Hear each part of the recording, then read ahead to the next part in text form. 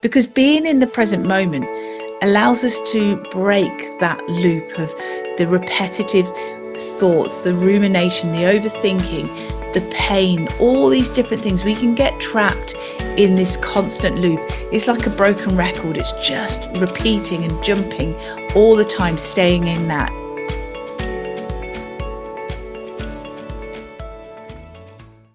Hello and welcome back. So we're on week 3 of Mindful in May. So again, if you're new to this whole podcast series, if you're watching this on the Total Somatics YouTube channel, don't forget to like, share, subscribe and press the notification bell. It's really important because obviously you will get notified to the next episode. It saves you having to go through all the different platforms and search engines. And likewise, if you're listening to this on the Somatic Movement and Mindset podcast channel, wherever your podcast platform is, don't forget again to start following me there so you'll get all these updated episodes. So let us start with today's theme. And so for week 3, we're going to be looking at the power of the present moment. So this is something I've already referred to previously with Mindful in May, but let's delve a little bit deeper today into the importance or the power of the present moment. So the importance of being in the present moment means it allows us to anchor or really stabilize ourselves to what our body needs right here and now. So when we're anchored down, when we're in that moment, it really is important. Because mindfulness in the moment allows us to bring this awareness to the subtle sensations that we can feel and the feedback that we can feel from our body. And this allows us to start to sense and feel the state of our nervous system and how these things are influencing our posture, our movement, our breathing, our thought processes, and noticing whether that's an empowering or a disempowering situation that we're in. Because this is the importance, is knowing and feeling and sensing ourselves in the present moment allows us, with what we're already learning of the proactive building techniques and practices that we can develop, just to switch or change the state of our nervous system.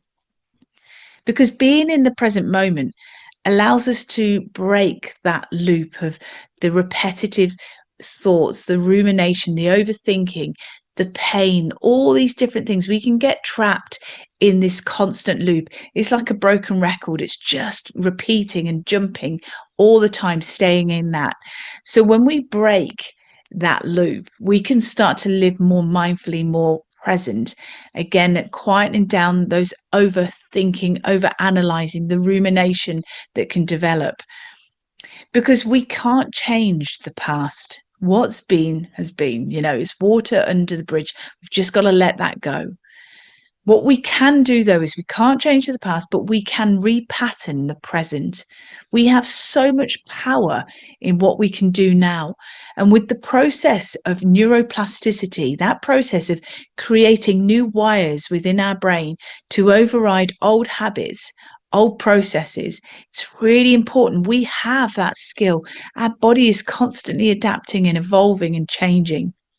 And we can create empowering, positive, proactive techniques to repattern our present, to look after us now, but also our future health and well-being. And I refer, when I talk about health and well-being, being our emotional, mental, physical, and our energetic health.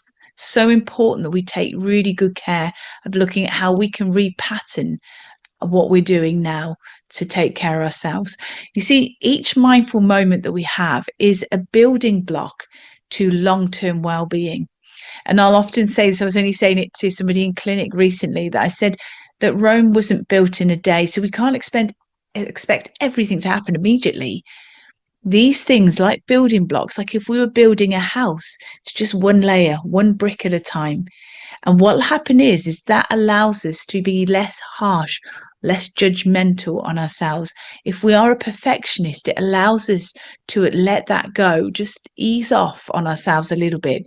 Because if we know that each mindful moment is a building block, as if we're building our own home or we're creating this new repatterning, this new structure for ourselves, then it's going to ensure that what we're doing is a realistic, proactive approach.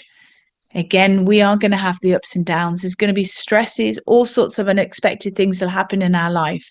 And what we do is, with these skills and techniques that we're learning, very quickly we come back to adding another little building block on with those mindful moments. And doing that allows us to develop a really, really effective way to take care of our current and future health.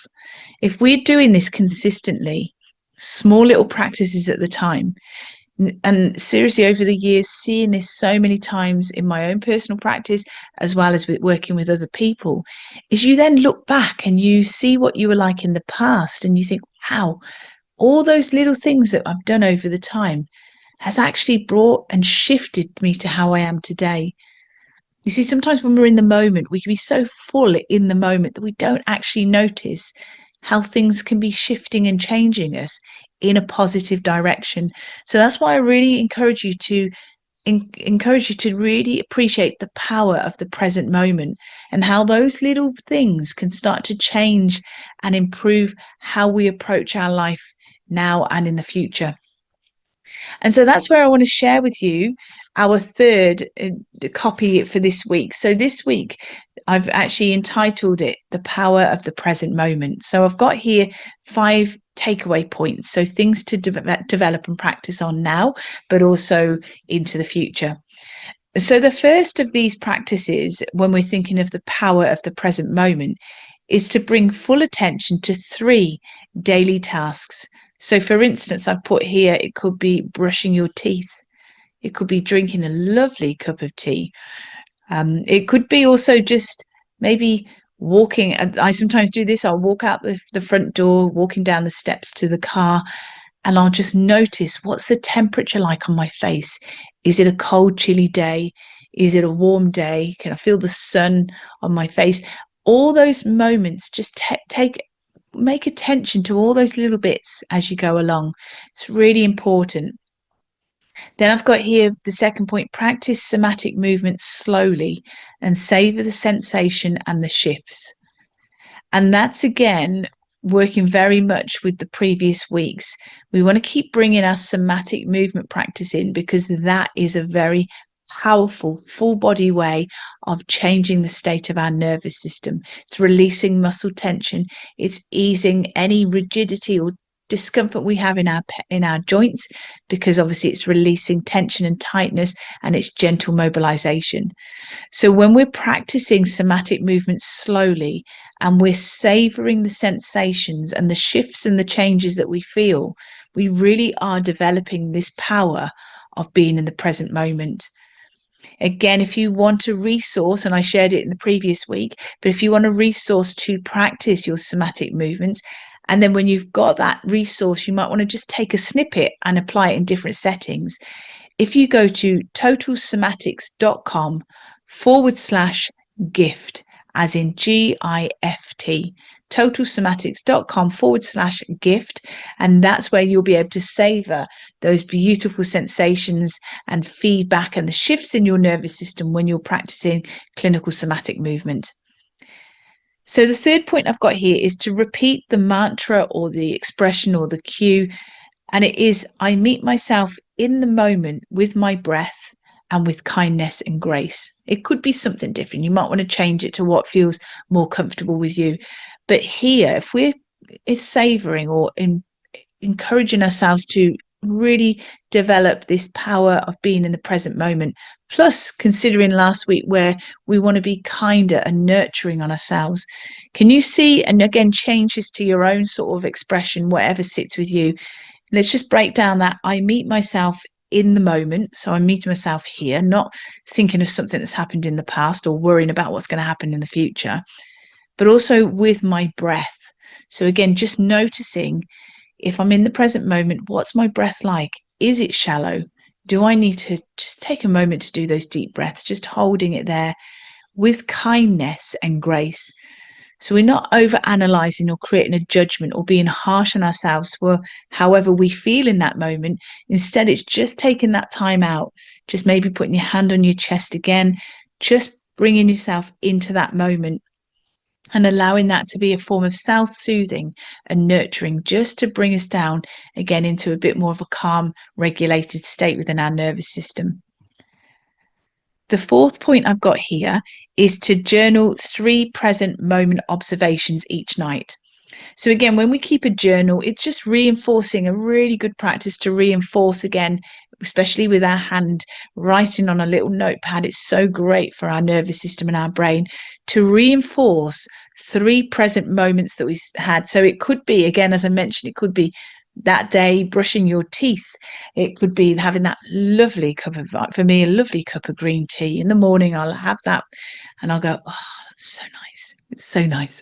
And then again, maybe walking out to go off for your day and just noticing at that point the air and the temperature on your face. Maybe it's hearing a bird and, whatever it is, just making a note each night and see if you can make your observations different each day so that we start noticing new things. It's really, really good to bring in that variety for your nervous system and also for your sensory nervous system too. And adding to your sensory nervous system, my final point here is to use your senses to anchor into the now, into this present moment. So I'd be asking you, and you could do it now as we're here together. What can you hear? What can you smell? What can you feel? Those 3 things, if you start breaking that down throughout the day, at different points, what can you hear?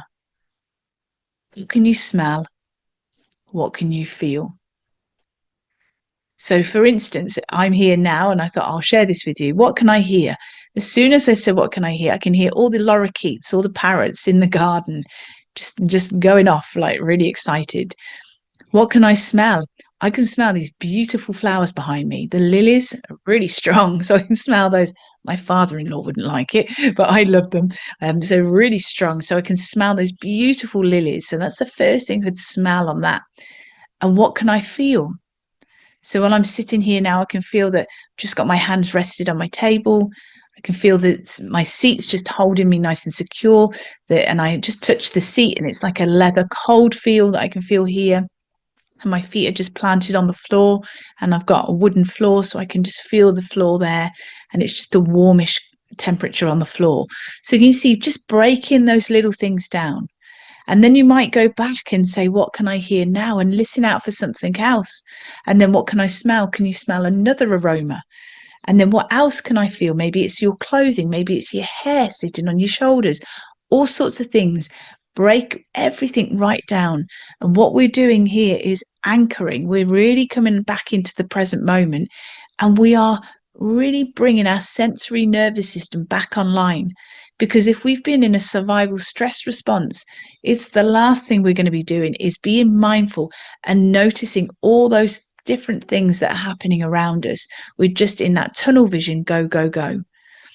So you can see the importance of just breaking this down. So that's why it's nice having 5 takeaway points each week to develop, because you're going to find that some of those things are going to really resonate with you, and that will start to become part of your daily practice.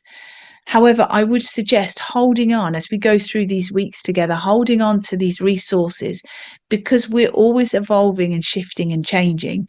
So what you need now for that mindfulness practice is wonderful, but hold on to all those other resources I've already created, and there's one more for next week, because at different times you'll need different resources and skills to help you come back into this present moment and other mindfulness skills. So enjoy this week. Keep in touch with me. Let me know everything that you're finding as the eureka moments that you're discovering about yourself.